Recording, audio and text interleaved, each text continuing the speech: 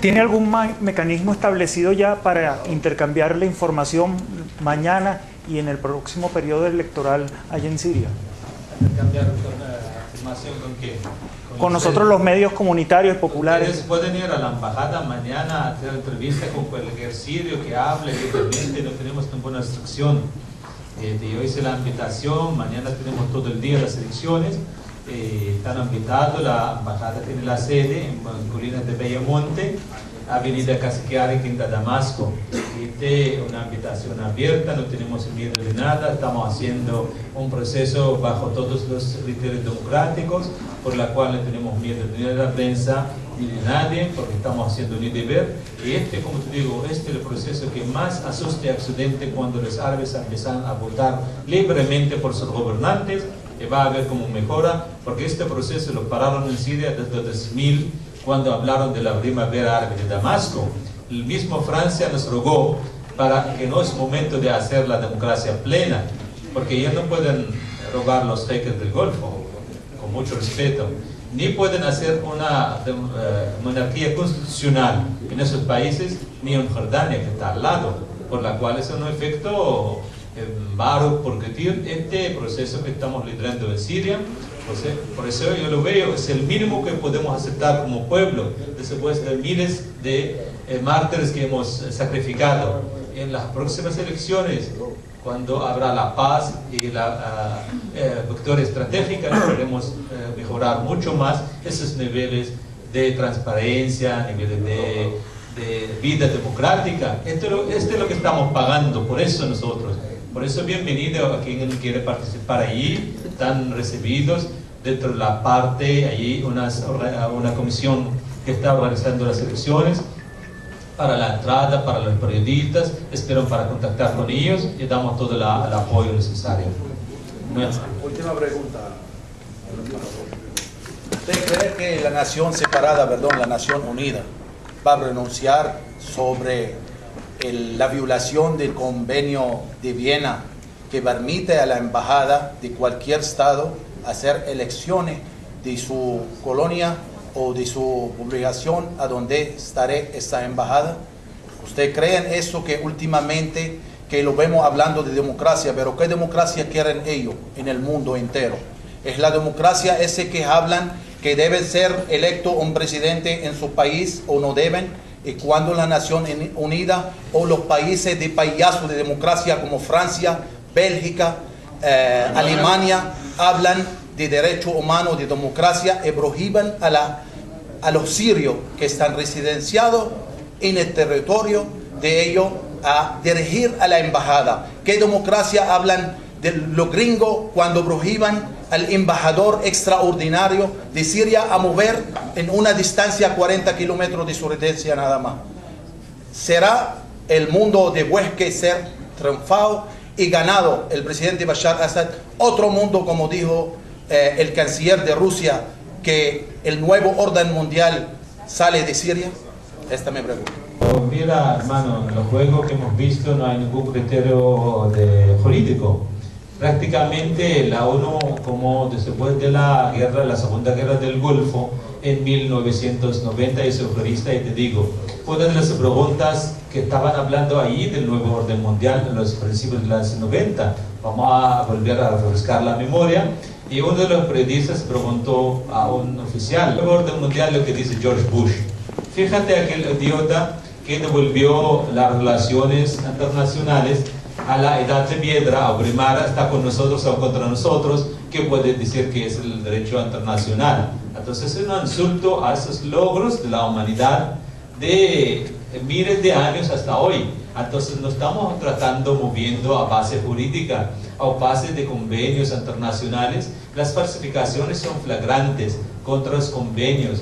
Naciones Unidas volvió desde la Segunda Guerra del Golfo a hacer como vamos a decir, parte de la oficina del Departamento de Estado americano para legislar guerras. Entonces sabemos todo, ustedes a nivel de intelectuales, periodistas, que la Segunda Guerra del Golfo ha servido como una guerra para elevar el moral del ejército americano, del soldado americano, que fue humillado en Vietnam. por la cual compraron esta guerra barata, una guerra prefabricada, igual que la primavera árabe. Entonces, con mucho respeto, no hay bases jurídicas, no hay respeto ni a la Carta Magna de Naciones Unidas, no al Convenio de Viena de Relaciones Diplomáticas, de Relaciones Consulares. No hay ningún respeto. El respeto es por el dólar, salvaguardar el dólar como moneda mundial, también controlar los mercados de gas y petróleo, y prácticamente a la globalización de la hamburguesa, ese shock, este es lo que quieren. Este prácticamente parte que está en juego ante un mundo más moderado, vamos a decir, multipolar, que respeta las reglas de juego del derecho internacional. Ahora vamos a nosotros sufrir esta amenaza de este orden unipolar puesto encima de la nariz de la gente en nombre de Naciones Unidas. O dice, se pronuncia el secretario general, una pronuncia no nos interesa mucho, porque Ban Ki-moon ya mostró que es solo es un vocero de guerra, instrumento claro para esta parte que dicen que dirigen la sociedad internacional.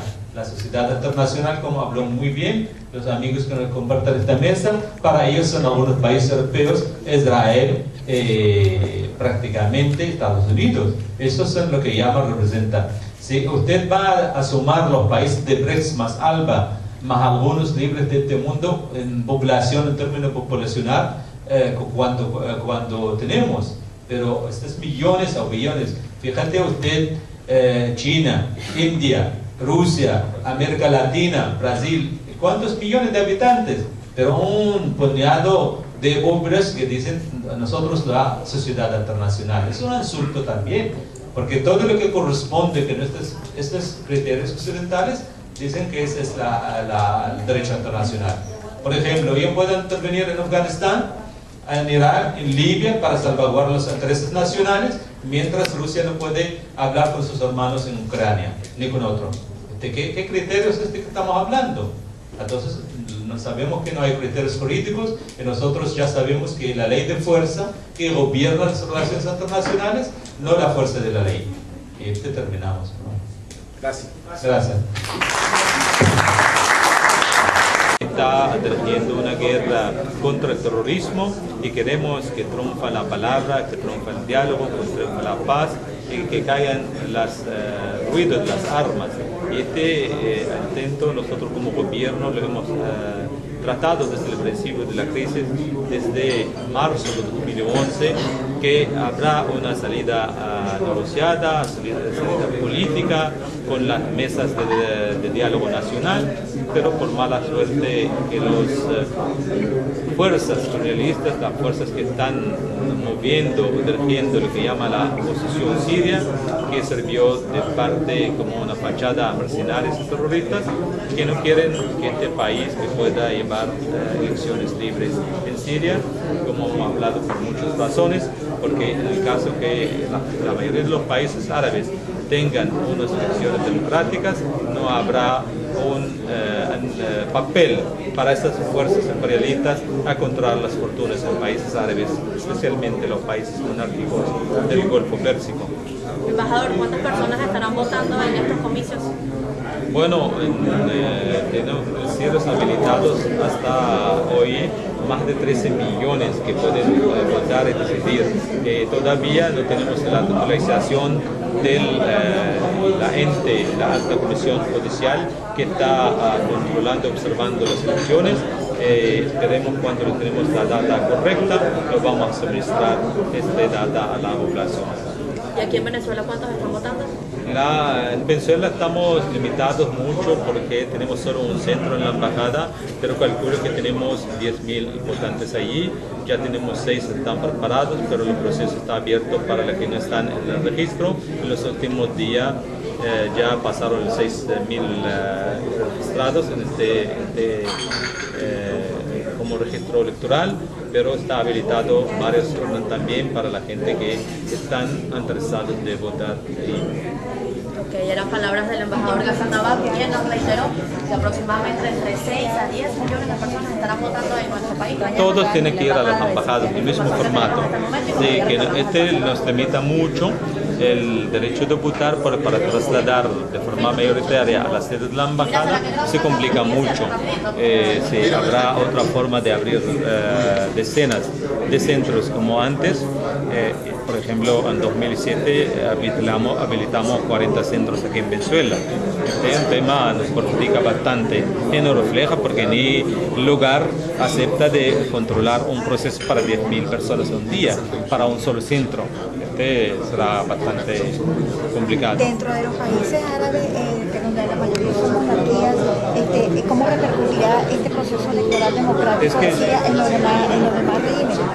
Como sabe, porque estos países monárquicos han sido parte de los países del plan, de los países que atacaron al país por órdenes del Imperio americano, por la cual Arabia Saudita tomó una posición guerrerista contra Siria. Qatar lo mismo, y fíjate que los dos estaban hablando para que Siria que tenga más democracia, mientras los dos tienen un formato real y no hay constitución. El otro, no podemos olvidar que el otro día un poeta critica al emir y lo echan en el cárcel 14 años.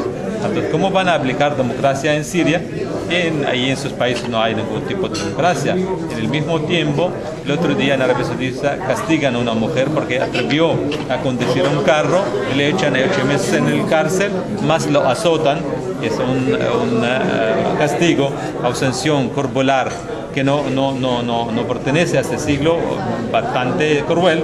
Con mucho respeto lo decimos, solo por atrever. Yo creo que 80 azotes tenía que pegar públicamente a una mujer. ¿Qué significa no solo la humillación, sino también perder cualquier posibilidad de tener niños? Porque cuando lo vas a golpear a la espalda, vas a perder, no va a volver a ser fértil nunca más. Entonces, un castigo más allá de los lados humanos.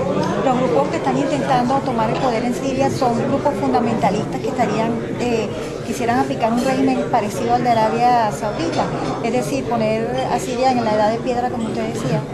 El problema, el factor religioso está muy mal usado, porque la mayoría de los grupos terroristas o terroristas o mercenarios están trabajando bajo agenda de inteligencia extranjera, no bajo el eslogan del Al-Qaeda. Y ahora descubrimos en Siria hay muchos Al-Qaedas, no solo Al-Qaeda. Uno, como ellos decían, porque ya sabemos, Jabhat al-Nusra es un frente del Al-Qaeda, y tenemos también lo que llama el Estado de Levante, Irak, también otro filial de Al-Qaeda. Tenemos la Frente Islámica también, o Jabhat al-Islamia, y tenemos muchos grupos, porque más de 2.000. Y la mayor parte de esos grupos son infiltrados y no tienen una sola agenda, por la cual no sabemos si es el fundamentalismo que está gobernando allí o hay planes oscuros que están diseñando para no solo Siria, para toda la zona. Yo creo que esta teoría de la plan oscuro, lo vamos a decirlo así, el triunfa porque lo que llamaron primavera árabe no vino solo por Siria, sino por toda la zona.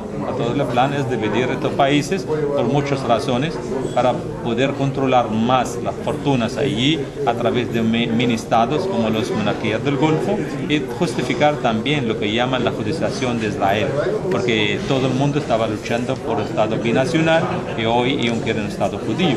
Entonces prácticamente a llevar los países árabes del 22 países a 56 en el plan occidental o americano es prácticamente, sabemos que está en juego, porque en Siria desde el principio levantaron la bandera de dividir a Siria a 5 estados. Es el mismo plan que ellos lo intentaron aplicar en 1920 cuando los franceses vinieron y querían ahí decir que ellos vienen del nombre del mundo civilizado para gobernar, pero ellos no vienen solo para dividir, humillar y robar las fortunas que tiene el pueblo. Gracias. Gracias a ti. Hemos oído de los comunicadores que estuvieron directamente en el terreno sirio, en el país, en territorio sirio, de los avances que se han dado a nivel político, cívico, militar, que proporcionalmente han sido una victoria, tanto a nivel político como a nivel militar. Prueba de ello que van a haber elecciones y que el imperio se ve obligado a aceptar esa proposición, a aceptarla en el sentido de que no interviene y no la quiebra como proposición. De seguro va a haber la victoria electoral. Podríamos decir que entonces se ha logrado una victoria política, una victoria militar y una victoria electoral. Bueno, como sabe usted, Siria en guerra, como en todas las guerras, hay un parte que gana la guerra, un parte que está perdiendo la guerra. Pero por la envergadura de la guerra que está en Siria, no es una guerra, como ellos dicen, guerra civil, sino una guerra sucia o un tipo de tercera guerra mundial. Entonces el perdedor tiene que rediseñar de nuevo el mapa geopolítico de la zona y del mundo, por la cual estamos viendo el nacimiento de una fuerza equivalente a la fuerza estadounidense que en el veto chino-ruso, por la cual no podemos ignorar, porque antes no ejercían, por la cual victoria está consolidando poco a poco hasta llegar a lo que llamamos nosotros la victoria estratégica, la victoria final. Nosotros hemos, como decimos, ganado muchas batallas durante nuestra guerra, pero como sabemos, la guerra es el conjunto de las batallas ganadas. Todavía falta algunas batallas, no solo a nivel político, económico, reconstruir. La guerra contra el terrorismo va a continuar. Ya nosotros estamos controlando más terreno. Hay mucha gente que no entendieron la lógica que estamos trabajando. Los primeros 2 años no reaccionamos de forma militar, a pesar que ellos decían que el gobierno está aplicando una solución militar a la crisis. Fue pura mentira. Nosotros hemos dado margen a la población a que sepa estos grupos terroristas, que un pequeño grupo de la población siria lo apoyó, que van a hacer gran daño. Porque se va a explicar en foros, hablando a la gente, no va a entender cómo viviendo esta realidad dura, por la cual nos ayudó en la batalla psicológica, porque en gran parte de esta guerra no es una guerra de inteligencia también, sino guerra psicológica, porque hicieron, ellos como hablaron muy bien los comunicadores sociales, hicieron una verdad mediática, una verdad digital que no corresponde con la verdad en Siria, o vendieron al mundo entero la idea que habló el profesor Vladimir, que ahí como si fuera un ejército que está matando a su pueblo, hay un dictador que está sentando ahí, mientras que los que llaman rebeldes o terroristas, nosotros decimos que ellos no quieren la libertad. Este es un escenario totalmente falso, porque nosotros vimos que esta realidad digital no corresponde a la realidad, porque donde dicen que hay mayoría suní que apoya a ellos, es falso, porque nuestro ejército, compuesto de todas las etnias, sector de la población, apoya hoy más que nunca al presidente, al gobierno, contra esos grupos terroristas que nadie sabe prácticamente en forma pública quién es el amo de ellos, pero nosotros sabemos quién es el amo de ellos. Por eso estamos hablando de 2.000 grupos terroristas. No es fácil derrocar estos grupos que están entranchados de algunos pueblos pequeños en toda la geografía de Siria en general, pero ya sabemos nosotros como gobierno que tenemos el control de más del 70% del territorio, y sabemos que esos grupos terroristas hay estados regionales y internacionales de otros continentes, nos vamos a decir ahí, que apoyan a estos terroristas, y hemos dado ejemplo claro de lo que llama Hazm, quien detrás de ellos, el mismo grupo terrorista que actuaba en Homs, se llama las Brigadas del Farouk.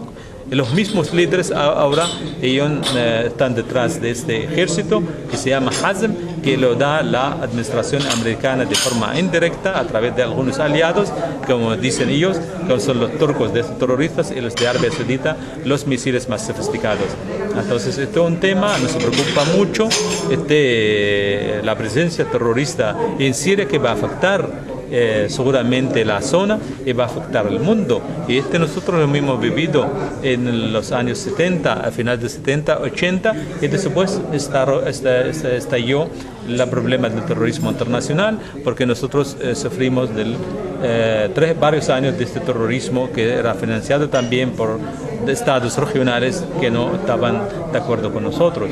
Entonces no podemos hablar de victoria final. La batalla electoral, una parte de estas batallas que estamos librando, esperando al final que el pueblo sirio gane y triunfe.